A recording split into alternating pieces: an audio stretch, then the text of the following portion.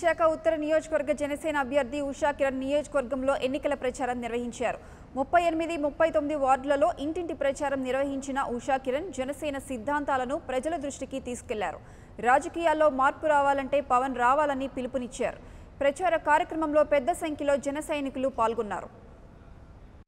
విశాఖ ఉత్తర నియోజకవర్గంలో జనసేన పార్టీ ఎన్నికల ప్రచారంలో భాగంగా ఎన్జీజీఓఎస్ కాలనీ, మాధవధార, కళింగనగర్, మురళీనగర్ ఈ ఏరియాల్లో పర్యటన చేయడం జరుగుతుంది. ఏ ఇంటికి వెళ్ళినా కూడా ప్రజలు బ్రహ్మరథం పడుతున్నటువంటి పరిస్థితి. రాష్ట్రంలో మార్పు రావాలి, ప్రతి ఒక్కళ్ళు కూడా మౌలిక సదుపాయాలతో మరి సుఖజీవనం గడిపే విధంగా ప్రతి ఒక్కళ్ళు కూడా 3 పూట్ల అన్నం తినే విధంగా అవకాశాలు కల్పించాలని ప్రతి ఒక్కళ్ళు వాళ్ళ అభిప్రాయాలను తెలియజేయడం జరిగింది.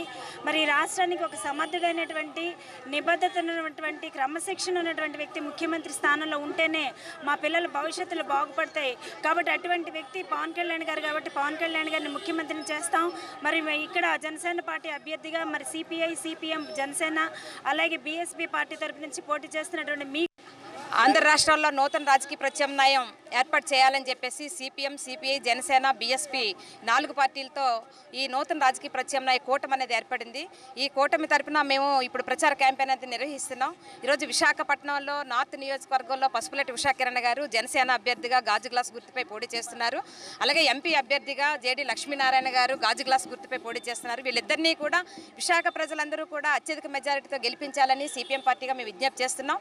ఎందుకనంటే For more updates, please subscribe 99 TV Telugu.